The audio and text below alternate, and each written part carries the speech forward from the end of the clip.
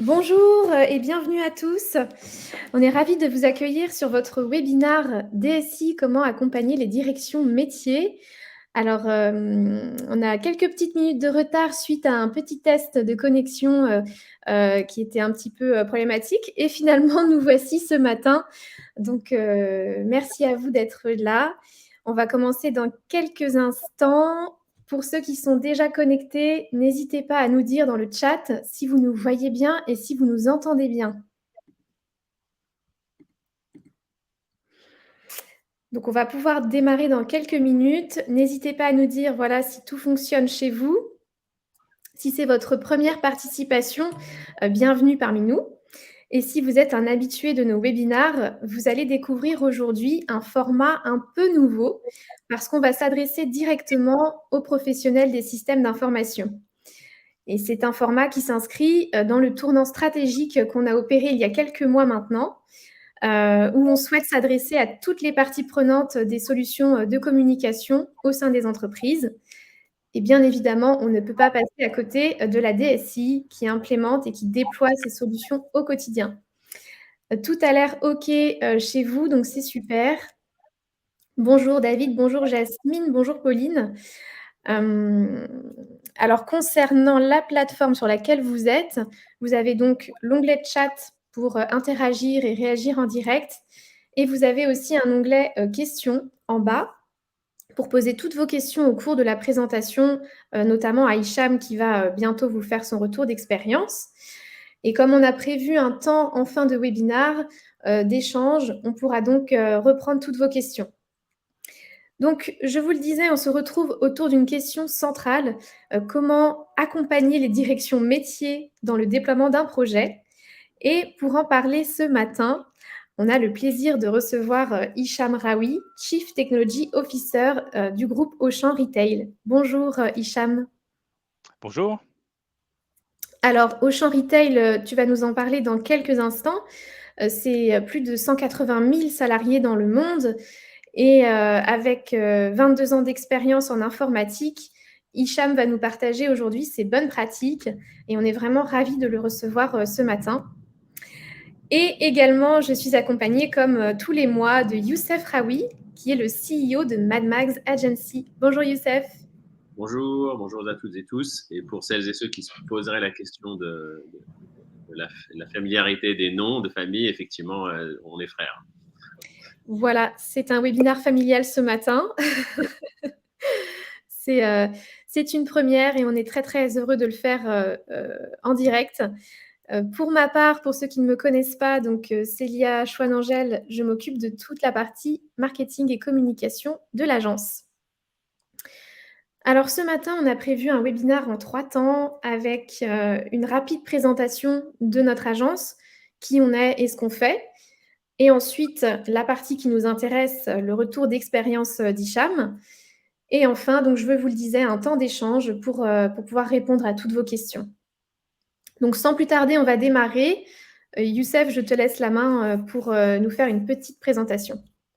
Très bien. Donc, Mad Max Agency, c'est une agence technologique spécialisée en communication interne. Donc, ça signifie qu'on ne s'occupe que de la communication interne des grandes organisations publiques et privées et qu'on développe des solutions, des logiciels pour ce domaine. Ça repose sur une vision et une conviction que la communication interne est stratégique et c'est vraiment une vision qu'on a commencé à déployer il y a plus de 7 ans maintenant et qui a vraiment pris beaucoup de poids depuis notamment le confinement auprès des directions générales.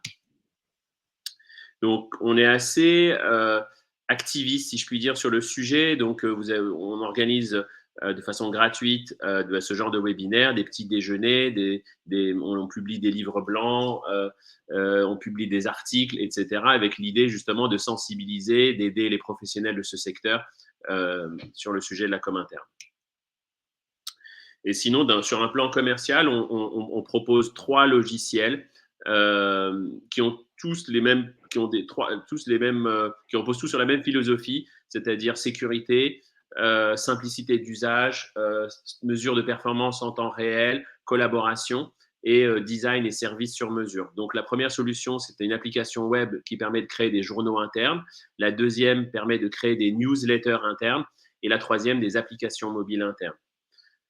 Aujourd'hui, sur la partie newsletter, pour faire un tout petit focus, on a vraiment d'abord une orientation sur la partie sécurité RGPD. Bien souvent, il y a des organisations qui utilisent des solutions du marché qui sont très bien en tant que telles, les solutions qu'utilise le marketing, et qui ne sont pas adaptées sur le plan de la sécurité de la RGPD, parce que ce sont des solutions où les données ne vont pas être hébergées forcément en Union européenne, ou vont peut-être être mélangées avec d'autres données, d'autres organisations, etc. On va organiser des templates sur mesure, donc avec vos couleurs, vos typographies. Vous êtes autonome ensuite pour pouvoir envoyer les newsletters avec toujours un accompagnement sur mesure aussi bien avant, pendant et après. Et on s'interface, bien sûr, on a vraiment l'habitude de dialoguer avec les DSI, tout ce qui est questionnaire de sécurité, pen test, etc. On a vraiment là-dessus beaucoup d'expérience. Et bien sûr, une partie qui est importante, c'est la partie formation et support pour que vous soyez pleinement autonome. On travaille avec une soixantaine de grands comptes, donc on ne les a pas tous cités, mais si on travaille que pour la com interne, on travaille sur tout secteur. Donc là, vous pouvez voir quelques références. Le grand Vinci, ministère là que vous ne voyez pas, ministère des Armées, des organismes publics, voilà, comme France Télévisions, du privé, dans le retail, etc., etc. Donc, si jamais vous avez des questions, des besoins ou simplement l'envie d'échanger, Célia vous communiquera mes coordonnées pour que vous puissiez le faire. Voilà, je te rends la parole, Célia. Merci. Merci, Youssef.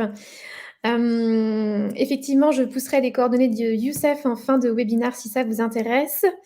On va maintenant passer au sujet qui nous rassemble ce matin, le retour d'expérience d'Hicham Raoui. Peut-être pour commencer, alors je vais partager ta présentation. Voilà.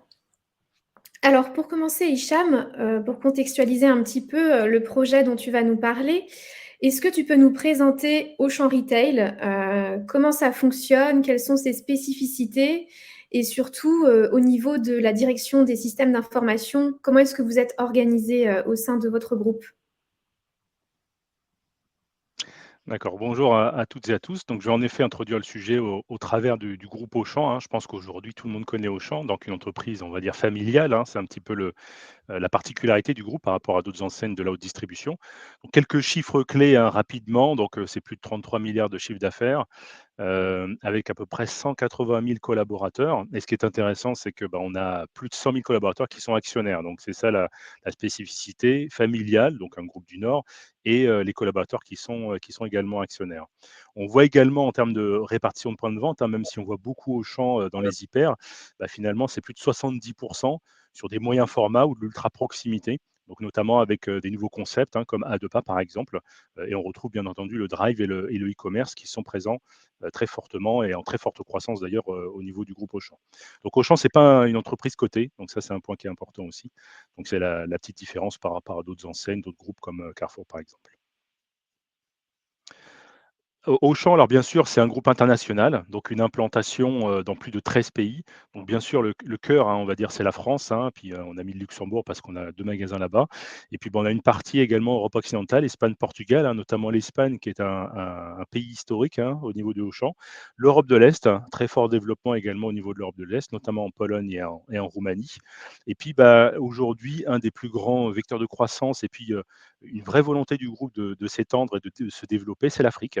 Donc le Sénégal notamment et la Côte d'Ivoire. Alors la Tunisie est présente surtout avec des accords, des partenariats et des franchises, mais la Sénégal-Côte d'Ivoire vraiment en propre, avec plusieurs dizaines de magasins qui se déploient cette année. Et tout récemment, il y a un petit peu plus de 2 semaines, Auchan a annoncé son implantation en Algérie, donc avec également un accord de partenariat. Donc d'autres annonces vont venir, hein, véritablement. Il y a une vraie volonté de se développer, notamment en Afrique, et on compte de plus en plus de points de vente. L'idée, c'est d'être en propre, mais aussi au travers de partenariats avec de la franchise. Également, le Auchan, ce sont des marques. Donc, vous retrouvez les enseignes, hein, bien sûr Auchan, plus ou moins traduit, on va dire, à l'étranger, avec toujours aussi Partisan du Goût et Chronodrive, hein, qui ont des spécificités. Et puis un certain nombre de produits, donc produits alimentaires, hein, que vous voyez, en bas. Et puis sur la droite, des marques, hein, qui sont pas toujours connues, mais qui méritent, on va dire, un petit peu plus d'attention. Certaines, que vous avez dû voir depuis un certain temps, puis des nouvelles. Cubs, par exemple, qui est assez historique, tout comme Inextenso pour le textile. Et puis, des marques comme Cosmia, Keylive pour la partie multimédia. Cosmia, très connu puisque, assez régulièrement, les produits Cosmia sont en tête, on va dire quasiment toujours deuxième sur l'application Yuka. Donc ça, c'est aussi une des valeurs d'Auchan, c'est vraiment de développer des produits de qualité, de plus en plus éco-responsables et puis disponibles à des prix attractifs. Et enfin, donc au niveau des valeurs, il y a véritablement, une volonté forte, d'être ancré dans le bon, au niveau d'Auchan. Il y a un virage assez fort qui a été pris depuis plusieurs années pour développer davantage véritablement, la qualité au niveau des produits. L'idée, bien sûr, c'était d'être présent, hein, sur toutes les gammes, tous les secteurs, mais là, même sur des produits, on va dire, les plus accessibles, d'être vraiment dans le bon et le sain. Donc ça, c'est un des éléments, un des piliers forts, au niveau du groupe. L'autre élément, c'est vraiment créer le lien, entre, justement, les personnes et les gens du groupe, hein, les salariés, les employés. Et ça, on le voit notamment en travaillant davantage sur la qualité de nos magasins, l'accueil. Il y a des grands programmes de transformation actuellement qui se font, au niveau de la refonte des magasins, avoir véritablement des zones de vie, au global, hein, magasins, mais aussi, tout autour, avec un écosystème et des partenaires, que ce soit avec les communes, mais aussi avec d'autres enseignes.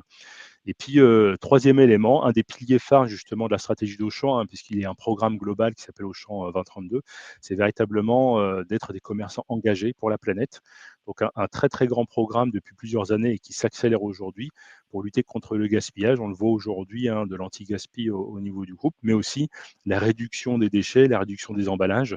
Aujourd'hui, c'est quelque chose qui est réel, notamment dans les rayons fruits et légumes et qui, est en train de s'accélérer au-delà, on va dire, de la réglementation qui est déjà présente et qui est en train d'arriver, notamment dans certains pays, qui est sans doute un peu plus contraignante qu'en France, mais qui se développe de plus en plus. Donc ça, c'est le groupe Auchan, au global. Et donc au sein d'Auchan, il y a Auchan Retail International qui travaille avec tous les pays, y compris la France, dans lesquels il y a une direction des systèmes d'information, qui a pour vocation justement à fournir tout un ensemble de solutions digitales, pour le groupe. Donc, par rapport à la présentation que je suis en train de vous faire, on parlait vraiment du développement et de la mise à disposition d'un portail, hein, pour le groupe Hello, Hello étant la holding, hein, je vous parlerai un petit peu de ça tout à l'heure, au travers de la présentation du portail. Et de manière générale, lorsque vous avez un métier, on va dire, qui a des besoins en termes de numérique et de digital, il s'adresse à la direction des systèmes d'information et il y a toujours un interlocuteur privilégié. Donc là, en l'occurrence, on était plutôt orienté communication, un peu financier, et dans tous les départements que vous voyez sur la gauche en vert, il y en a un qui est dédié un petit peu à ces fonctions. Donc on retrouve, la RH, la finance, la communication, le marketing, la comptabilité, et cetera. Et donc eux, ils sont là justement pour adresser les besoins métiers, et en dessous, il y a toute la partie justement technologique, que j'adresse pour ce qui me concerne, et puis il y a toute une dimension sécurité également qui est de plus en plus importante. Donc, de mon côté, on retrouve, tout ce qui est hébergement, par exemple, les langages de développement, le framework. On a également les aspects liés à l'interface graphique et à l'expérience utilisateur, qui sont adressés par des spécialistes. Donc voilà, il y a normalement toute une chaîne, on va dire, et une équipe qui se constitue et qui se met à disposition du métier pour adresser les besoins. Merci Hicham. Plus concrètement, donc on va parler aujourd'hui, du déploiement d'un portail web, pour les besoins donc de la direction de la communication. Tu m'as expliqué au départ que, ce projet-là, il avait été lancé de façon, complètement autonome, par la communication. Alors, comment est-ce que vous êtes intervenus sur le sujet avec ton équipe? Comment est-ce que vous avez, travaillé ensemble? Et quels étaient vos objectifs aussi, sur ce projet? Tout à fait. Alors c'est des choses qui arrivent pas spécialement qu'avec, les équipes communication, mais souvent les équipes métiers ont des besoins, et souvent c'est des besoins assez court terme. Là, en l'occurrence, Hello s'est créé assez rapidement, et donc, il a fallu déjà trouver des locaux, des bureaux, recruter quelques personnes et puis mettre en place tout de suite le site institutionnel. Donc l'objectif, c'était vraiment de développer et déployer le portail de communication institutionnelle de la holding. C'est un site web assez simple, on va dire, il n'y a pas de complexité particulière, on ne part pas d'un site e-commerce type Amazon par exemple, mais l'objectif c'était véritablement de présenter la holding, ses objectifs, les différentes entités qui la composent, dont Auchan, hein, qui est le plus gros morceau si je puis dire. Et c'est un portail qui est plutôt important puisque, bah, c'est un petit peu la vitrine et c'est important aussi parce qu'on publiait les rapports financiers. Donc ça, c'est un élément, extrêmement sensible. Donc il y a une dimension, on va dire, sensibilité et sécurité, dont on va reparler tout à l'heure, d'où l'importance justement d'avoir la direction des systèmes d'information.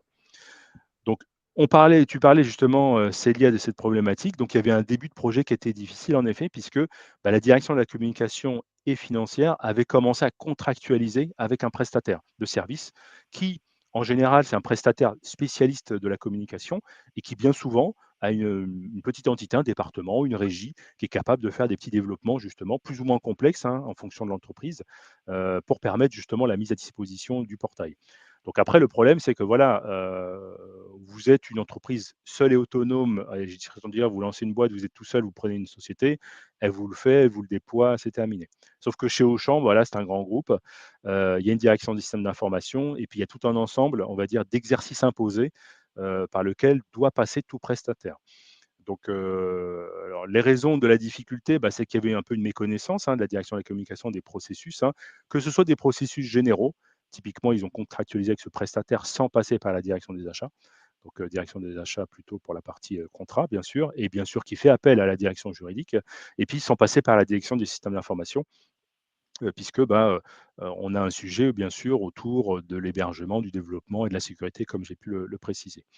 Donc, je serais tenté de dire, parfois, nous, direction des systèmes d'information, on aurait bien besoin de leurs services et d'ailleurs, on a un petit peu souri quand on en a parlé parce que on a vraiment besoin aussi de se présenter, de communiquer et de marketer un petit peu notre offre. Donc c'est ce qui fait un petit peu défaut, hein, souvent dans les directions des systèmes d'information. On a beaucoup d'informaticiens et on travaille de plus en plus justement avec les équipes communication pour, notre marketing et notre présentation afin que les gens sachent qui nous sommes et comment on peut les accompagner. Donc ce qu'on a fait, hein, et ce qui est important, hein, pourquoi travailler avec une direction des systèmes d'information? Donc ça, c'est vraiment, très important. C'est véritablement, dans un premier temps, au-delà du fait de pouvoir dire, «Je vais piloter un prestataire» et bien souvent, bah, les gens des métiers ne connaissent pas vraiment l'informatique, ils ne savent pas trop piloter. Donc nous, on met en place un dispositif adapté avec un vrai projet. Donc l'AMO, donc c'est vraiment la maîtrise d'œuvre, hein, donc les gens qui connaissent et maîtrisent avec les différents acteurs pour les coordonner. Parce qu'un site web, c'est pas uniquement, je publie un Hello World, c'est aussi des éléments d'architecture, de sécurité, du X/UI aussi et des aspects achats. Donc là, c'est pas spécialement l'informatique, mais comment bien acheter des prestations. C'est des choses qui sont très importantes, hein, notamment on pense, à acheter au bon prix bien sûr, hein, mais aussi, bien détourer, la prestation, s'assurer qu'est-ce qui est dedans, qu'est-ce qui n'est pas dedans. Les éléments juridiques aussi, parce qu'il y a potentiellement, des sujets autour de la propriété intellectuelle. Que ce soit du code source, que vous, générez, mais aussi, potentiellement aussi du contenu. Donc on a vu aussi des cas où, bah, le contenu pouvait être propriété du fournisseur parce qu'il l'avait écrit, alors qu'en fait c'est finalement des documents ou des informations qui appartenaient à un groupe comme Auchan ou un autre, hein. Ça aussi, c'est des choses qui peuvent arriver. Il y a tout un ensemble bien sûr de normes et de standards, hein, qu'il faut respecter, hein. C'est l'intérêt aussi de parler avec parler avec la DSI. Normes et standards qui sont pas là pour être qui doivent pas être vus, hein, on va dire comme des contraintes, hein, même si, ça peut paraître, mais l'idée c'est véritablement, pourquoi on met ce genre de normes et standards? C'est pour avoir une bonne maîtrise et s'assurer que en cas d'évolution, et ben, on puisse justement, assurer, bah, la montée en charge, hein. Si aujourd'hui, vous avez 100-150 personnes qui se connectent sur votre site, au moment où vous publiez les résultats, bah, vous pouvez passer à 1 000 par exemple et du coup, il faut que le site web tienne la charge. Ça, c'est un exemple. Il y a un certain nombre de standards aussi, technologiques, hein. Vous mettez en place un certain nombre de systèmes. Il faut s'assurer qu'ils soient maintenables, que vous puissiez faire les mises à jour, qu'au niveau sécurité, qu'il y ait, tous les patchs, hein, et les mises à jour qui soient mis à disposition assez rapidement pour éviter les failles de sécurité. Donc ça, c'est un deuxième élément qui est très important. Et tout ça, véritablement, c'est la maîtrise. Donc ça, c'est un point qui est très important parce que je pense que vous avez tous dû vivre, hein, ce genre de situation où on développe un site, puis finalement l'entreprise, ben, on avait un contrat, un jour on l'oublie, il s'arrête et puis le site reste dans un coin, il est plus trop évolutif. On fait que publier du contenu, mais bah, tout ce qui va autour, n'est pas trop maîtrisé. On ne sait plus qui a accès, puis on perd même les mots de passe parfois. Ça, c'est des choses qui peuvent nous arriver malheureusement quand la connaissance, est dans la tête des gens et pas documentée. Donc ça, c'est un point qui est très important et ce sur quoi nous, DSI, on s'engage, avec la continuité et la constance des collaborateurs, des documentations et éventuellement des prestataires de services avec lesquels on travaille. On a rencontré quand même quelques problèmes et des freins, donc ça c'est inhérent un petit peu à ce genre de nouveauté, quand on se découvre un petit peu mutuellement. Donc c'est la difficulté de travailler avec une nouvelle équipe informatique pour les gens de la communication et la finance. Donc ils n'avaient pas l'habitude, donc il a fallu un petit peu s'adapter. Les méthodes de travail du prestataire en l'occurrence, donc l'idée c'était pas de casser le contrat, mais on avait des méthodes différentes des nôtres, donc on a dû trouver un arrangement et donc il faut être assez souple et agile là-dessus. Et puis le délai de mise en œuvre, parce qu'il y avait un besoin de faire quelque chose de manière assez rapide. Donc forcément, quand vous mettez un certain nombre de normes et de standards, ça a tendance un petit peu à ralentir, mais là-dessus, on a pu se mobiliser et mettre les bonnes équipes à disposition pour essayer de respecter au maximum justement ce fameux délai.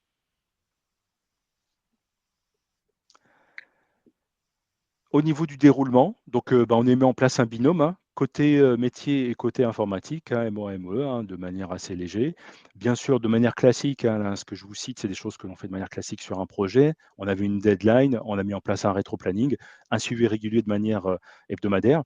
Exercice imposé, ça veut dire qu'il y a des jalons extrêmement forts dans le cycle de vie d'un projet informatique, notamment la conformité au niveau de l'architecture, au niveau de la sécurité, le RGPD, bien sûr très important, et puis l'aspect contractuel pour la maintenance du site. Donc ça, c'est des éléments qui sont assez classiques, assez standards, mais sur lesquels nous, on insiste fortement pour sécuriser l'ensemble du projet. Et les principales difficultés qu'on a rencontrées et comment on a pu les résoudre. Donc il y avait aussi, nous bien sûr, chez Auchan Retail International, on est très cloud. Aujourd'hui, on a, on va dire 99,9% de nos systèmes d'information qui sont dans le cloud. Donc soit chez Google, GCP, soit Microsoft Azure. Et en l'occurrence, on utilise un maximum de solutions modernes, notamment tout ce qui est un petit peu containerisation, pour ceux à qui ça parle, notamment, des fonctions qui permettent vraiment de développer et de déployer rapidement des sites. Et là, en l'occurrence, le fournisseur ne maîtrisait pas forcément, donc il a fallu l'accompagner. Donc nous, on a mis à disposition un expert cloud. C'est aussi ça l'avantage, de partir sur des technologies modernes et récentes et pas rester sur, on va dire, du legacy et des anciennes technologies qui n'évolueront pas correctement dans le temps. Les contraintes de sécurité également, qui n'étaient pas forcément très connues. Donc, ce qu'on a fait, c'est qu'on a été assez souple là-dessus, au-delà de l'expertise qu'on a pu apporter. En général, en sécurité, on ne donne pas droit et on ouvre au fur et à mesure. Là, on a donné davantage de droits sous contrôle et après, on a commencé à faire des restrictions progressives pour arriver à un bon niveau de sécurité au niveau du site. Et le troisième élément, on avait, alors ça c'est malheureusement, c'est des choses qui peuvent arriver quand le groupe Hello s'est créé. Bon, on a eu le droit à un squat du nom de domaine, c'est des choses qui arrivent. Donc c'est quelqu'un qui enregistre le nom de domaine à votre place alors que vous êtes pas, il n'est pas au champ et qui après essaie de vous le revendre.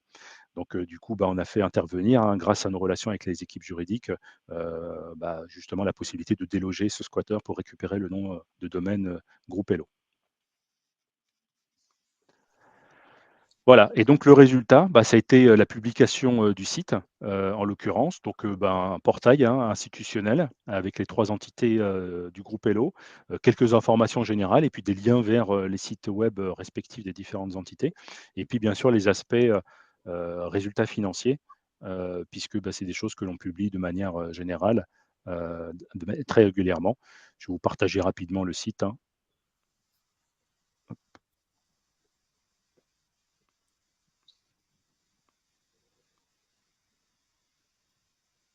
Je ne sais pas si vous voyez. Alors là, on ne voit pas ton écran.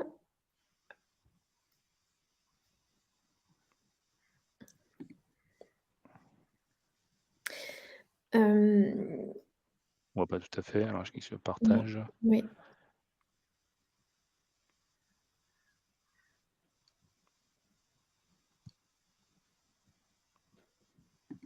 Ah voilà, normalement ça devrait aller mieux. Je pense que, est-ce que vous Oui, voyez là? bon, ça charge. C'est mieux. Ça charge un petit peu.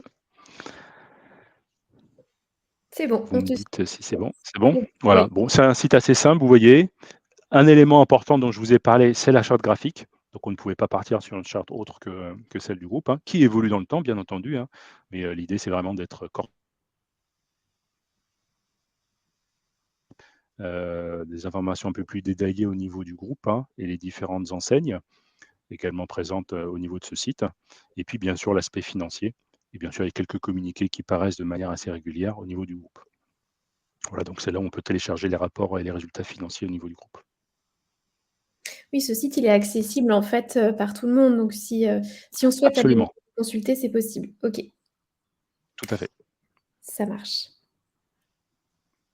Alors je rebascule vers ta présentation. Hop.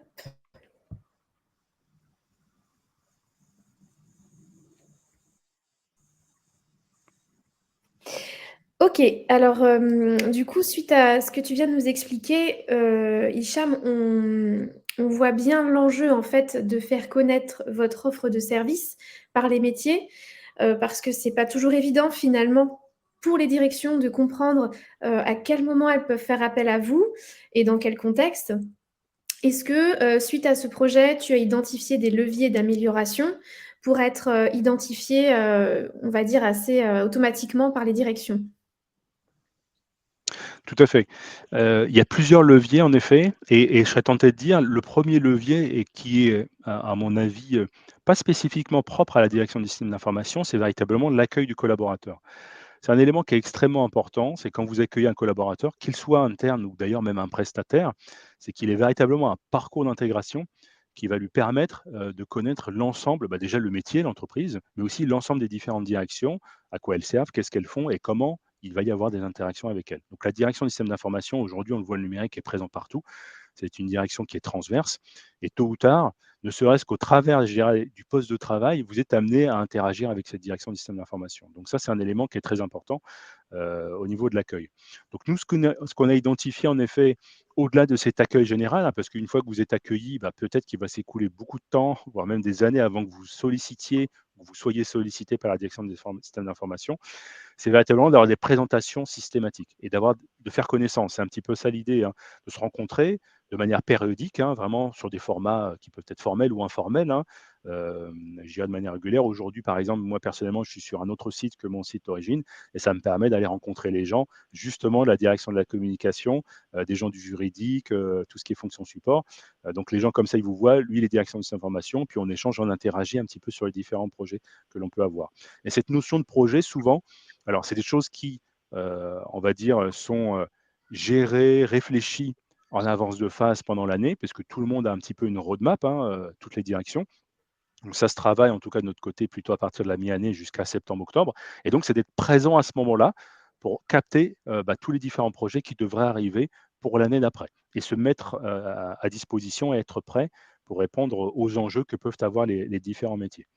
Un autre point qui est très important et qui permet justement de se dire, bah, des fois, on ne se voit pas toujours, c'est pas simple d'interroger ou des gens se posent des questions ou se disent: «Bon, je ne vais pas aller voir la DSI parce qu'ils ne savent pas faire». Bah, en fait, c'est un catalogue de services. C'est la mise en place d'un portail, on va dire, qui va présenter cette DSI avec un catalogue de services pour dire: «Bah, voilà ce qu'on est capable de faire et ce en quoi, nous sommes pertinents sur un certain nombre de sujets autour du digital». Et donc l'idée, c'est d'être le plus, on va dire, ouvert possible et d'avoir aussi des services qui peuvent être en mode, self-service, si je puis dire. Le truc tout simple, hein, vous voulez un poste de travail, vous voulez pas typiquement, aller en bas, rencontrer quelqu'un, demander quelque chose et cetera, même si vous pouvez toujours interagir. Vous avez un catalogue, vous avez le poste en fonction de votre profil. En 3 clics, c'est commandé, pour que ce soit pour un remplacement ou pour un nouvel arrivant. Donc ça, c'est un point qui est important. Et le troisième volet également, c'est l'aspect promotionnel. Donc, un petit peu, comme on le ferait pour n'importe quelle entreprise, n'importe quel service, c'est faire la promotion et pourquoi pas promotion conjointe des actions et des projets, au travers de forums internes, de séminaires, d'invitations croisées. Donc on a souvent des séminaires de la DSI qui existent, dans lesquels on a des stands dans lesquels on a des gens de la DSI, des gens des métiers qui vont présenter et interagir avec les autres directions pour montrer ce qu'ils ont fait. Et l'idée, c'est de choisir les projets qui sont un petit peu différents, histoire de montrer et démontrer le panel de capacités que peut avoir une direction des systèmes d'information. Donc ça, c'est un élément très important, c'est véritablement le relationnel, la connaissance, présentielle ou à distance. Le deuxième, hein, dont vous avez sans doute entendu parler, c'est le mode produit. Donc un mode produit qui est extrêmement diffusé et présent notamment dans les grandes entreprises du digital. Le mode produit en synthèse, hein, c'est véritablement se focaliser sur l'apport, que l'on apporte au client, véritablement la valeur ajoutée qui se construit au fur et à mesure. On a souvent un MVP et après on développe et on ajoute des fonctionnalités au fur et à mesure. Mais ce qui est très important dans le MVP, c'est qu'on a une équipe, qui intègre à la fois des gens du métier et de la DSI. C'est-à-dire qu'il n'y a pas une équipe métier qui dit: «Moi la DSI, voilà ce que je veux de votre part» et inversement, on a besoin d'un cahier des charges et cetera. C'est vraiment les 2. D'ailleurs, quand on travaille avec des méthodes agiles, hein, en mode produit avec les méthodes agiles, hein, les 2 vont de pair. C'est véritablement souvent, on se met dans une même salle, virtuel ou physique ou hybride. Et les 2 personnes et les 2 parties sont là et travaillent ensemble pour le développement du produit. Donc on a un mode produit, product owner, et ensuite, on a le développement du produit et les interactions qui peuvent se faire de manière quotidienne, ou hebdomadaire, pardon, et ensuite mensuelle, pour s'assurer que le produit est développé, que les équipes travaillent ensemble main dans la main, et que, et ça arrive très souvent, on commence à développer des fonctionnalités dans un produit, on se rend compte que ça ne prend pas ou ça ne fonctionne pas, ou c'est pas ce qu'on attend, on l'arrête et on repart. Donc ça permet vraiment de donner une agilité, et les gens se connaissent nécessairement puisqu'ils travaillent ensemble main dans la main pour le développement de la solution. Donc pour notre contexte, c'était un petit peu jeune, la maturité, on va dire, des équipes, hein, que ce soit DSI ou métier n'était pas encore là. Donc on est parti sur une approche un petit peu classique, mais le mode produit, c'est des choses qu'on est en train de mettre en œuvre aujourd'hui. C'est le cas pour Auchan France, et c'est en train d'être le cas au niveau d'Auchan international. OK, très bien, c'est un peu du marketing de la DSI en fin de compte, au-delà du mode agile, c'est un peu ce que j'entends, c'est vraiment important de communiquer et puis de valoriser aussi votre expertise, vos savoir-faire et votre offre. Absolument. Eh bien, merci beaucoup, Hicham, pour ce retour d'expérience, c'était très intéressant. Je vous propose de passer aux questions si vous en avez. Alors je vous invite à les reporter dans l'onglet questions et pour qu'on puisse les traiter sans en rater. Alors je vois quand même que Hélène en a posé une dans la partie chat. Je te la lis du coup, Hicham. Bonjour, le DSI dispose-t-elle de son propre catalogue de services ou bien est-ce un catalogue commun avec les autres directions support? Est-ce que c'est votre catalogue en propre ou est-ce que vous partagez, ça avec d'autres directions support? Alors aujourd'hui, je dirais que de manière générale, hein, d'un point de vue global, les entreprises qui ont un bon niveau de maturité ont un catalogue de services global. Donc véritablement, le catalogue de services de la direction des systèmes d'information ou direction digitale doit être intégré dans un catalogue global. L'idée, c'est vraiment le one-stop shop. Je viens, je me connecte sur un portail intranet, hein, de manière classique. Je vois bien sûr tout un ensemble d'informations, les entités, les départements que constitue l'entreprise, et on retrouve les catalogues de services. Le RH qui a son portail, la RH qui a son portail par exemple, la communication aussi, interne, externe, etc. Et la direction du système d'information. Aujourd'hui, chez Auchan, ce n'est pas tout à fait le cas. Alors, on a un portail global, un intranet, mais le maillage, on va dire, et le lien n'est pas tout à fait fait avec la partie direction du système d'information. Donc, il y a un catalogue de la direction du système d'information qui n'est pas complet aujourd'hui, hein, donc c'est des choses sur lesquelles on travaille. Sur la direction infrastructure, on a un portail complet, détaillé, développé avec tout le catalogue de services. Et donc, l'idée, c'est d'amener progressivement les différentes entités de la DSI à constituer leur catalogue sur un modèle commun. Donc, l'idée, c'est vraiment d'avoir un framework commun. Et l'étape d'après, en effet, c'est d'avoir quelque chose de complètement intégré au portail du groupe, pour s'assurer que les gens. Alors, j'ai pour habitude de dire nul n'est censé ignorer la loi. Alors, j'exagère un peu en disant loi, mais globalement, quand vous entrez dans une entreprise, si vous êtes bien accueilli et qu'on vous dit bah, voilà le portail sur lequel tu te connectes, si tu as besoin de quelque chose, il faut que nous, on soit prêts. Aujourd'hui, on ne l'est pas. Donc, c'est pour ça que des fois, il y a des petits ratés. Mais l'objectif, c'est véritablement d'avoir ce portail-là et que chaque collaborateur puisse se référer à ce portail intranet pour toute question, pour tout besoin. Et bien sûr, si ce n'est pas dedans, il puisse aller poser les questions aux bonnes personnes. Merci. On enchaîne avec une question de Pauline, alors Papex, je m'excuse par avance si j'écorche les noms de famille. Pauline demande: «Ce projet a duré combien de temps entre l'expression de besoin côté métier et le déploiement du portail?» Alors, la genèse, hein, expression de besoin et contractualisation avec le premier prestataire, j'ai pas la fenêtre de temps. On n'a pas vu combien de temps ils ont mis entre le moment où ils ont commencé à réfléchir au sujet et ils l'ont mis en œuvre. Ils ont commencé à contractualiser. À partir du moment où nous, on est rentré, on va dire, dans le sujet jusqu'à la publication, on a dû mettre à peu près 2 mois et demi. Pratiquement 3 mois parce qu'à un moment donné, il y a eu quelques petits bugs, mais on va dire 3 mois en gros, justement pour la réalisation complète selon les normes et standards du groupe. En toute transparence, vu la nature du site, on aurait pu mettre beaucoup moins de temps. Voilà, si maintenant qu'on se connaît et qu'on sait comment on doit travailler ensemble, au-delà de la contractualisation avec un partenaire, aujourd'hui, on est capable de mettre à disposition des infrastructures et des solutions cloud, voilà, dans la journée pratiquement. Voilà, ensuite sur un portail comme ça, il y a le développement du contenu bien sûr, et après une fois que vous avez l'information, il n'y a plus qu'à publier. Donc c'est des choses qui normalement doivent être faites de l'ordre des 2-3 semaines. On a mis un peu plus de temps, donc c'est à peu près 3 mois. OK. N'hésitez pas si vous avez d'autres questions. En attendant, moi j'en avais une, Hicham. Est-ce que depuis ce projet, tu as eu un retour de la direction, de la communication sur votre accompagnement? Est-ce que finalement, eux, ils étaient, satisfaits d'avoir eu, vos services, alors qu'au départ, c'était, leur projet un peu dans leur coin, si je peux dire? Est-ce qu'il y a eu un retour, un peu en off sur ce projet-là? Alors, on avait bien sûr beaucoup d'interactions en cours de route et après, par la suite, moi, le constat que j'ai fait, en effet, les interactions que j'ai pu encore avoir avec eux, hein, assez régulièrement, c'est qu'ils étaient satisfaits de l'accompagnement, même si ils ont trouvé le temps long, en toute transparence, hein. Je dirais des gens qui voulaient publier quasiment du jour pour le lendemain et pour eux, c'est facile, hein, je fais un copier-coller et puis c'est terminé. Donc, ça a quand même duré assez longtemps par rapport à ce qu'ils s'imaginaient. Mais globalement, ils sont quand même satisfaits quand on voit le résultat aujourd'hui et surtout, lorsqu'on a pu mettre en perspective, ce qu'ils souhaitaient faire au départ, qui était assez simple, hein, mais potentiellement ce à côté de quoi ils étaient passés, on va dire au niveau système d'information et qui aurait pu porter préjudice au groupe. Donc je parlais de la sécurité, on parlait du squat et là on les a vraiment beaucoup aidés. On parle aussi de l'interface graphique et des normes de développement. Donc tous ces sujets-là, quand on met en face de, bah, si vous ne l'aviez pas fait, voilà le risque que vous auriez pu faire encourir ou que vous auriez eu. Là, on va dire, il y a une espèce de prise de conscience où ils se disent: «Ah oui, en effet, c'est des choses qui sont importantes». Donc c'est aussi un peu de notre travail, un peu de faire en sorte que la maturité des collaborateurs de manière générale s'améliore, progresse sur les enjeux et l'importance de travailler véritablement avec une direction des systèmes d'information, notamment sur les sujets de sécurité. OK, merci pour tes réponses.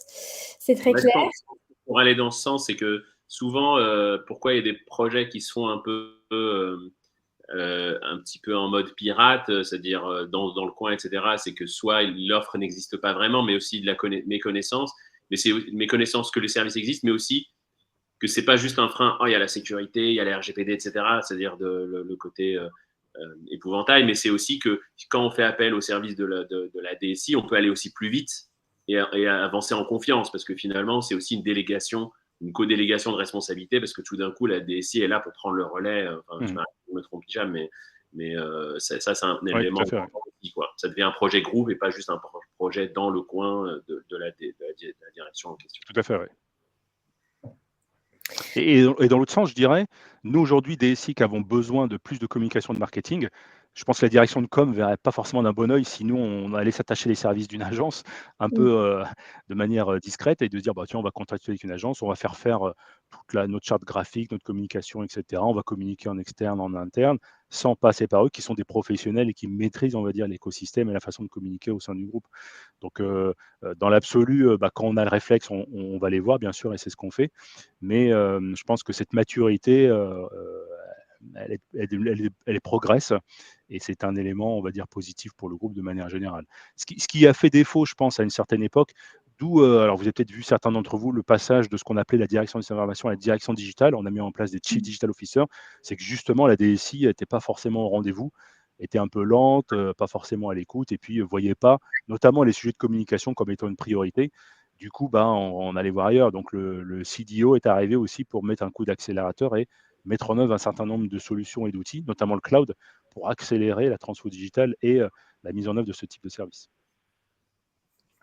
Alors on a une autre, question de Pauline, qui demande si le recettage a-t-il été réalisé conjointement avec le métier ou cela a été réalisé uniquement par les équipes de la DSI? Alors, il y a eu double recette. Nous, on a fait un premier niveau de recette un peu technique, qui s'assurait que, bah, tous les composants, les solutions, les systèmes, la sécurité, et cetera, étaient en place selon, bah, les exigences qui pouvaient avoir été émises. Et après, bah, les équipes métiers, ils ont fait une recette plutôt fonctionnelle, pour s'assurer que, bah, tout fonctionnait, qu'ils avaient bien les accès, que ce qui était, publié apparaissait bien et quand ils faisaient des modifications, c'était également positif. Donc il y a eu, une double recette. Par contre, c'est vrai que quand on passe en mode produit, en fait, c'est les équipes ensemble qui font la recette, hein. Je dirais, il y a pas de on n'est pas plutôt dans un mode chacun son tour, les 2 se font en même temps. OK. Eh bien, je crois qu'on a terminé pour les questions. Je crois que c'est bon. Hem bien voilà, on va pouvoir s'arrêter là. C'est la fin de ce webinaire. On va te remercier chaleureusement, Hicham. Merci beaucoup pour Merci, le temps que merci tu à as. vous. Voilà. Oui. Et puis, on vous remercie aussi d'avoir participé, d'avoir été nombreux. On espère que ce webinaire vous a plu. Sachez qu'il y en aura d'autres. Et puis, on va maintenant souhaiter une très belle journée à tous. Et on vous dit à bientôt. À très bientôt. Merci beaucoup. Merci. Merci, au revoir. Au revoir.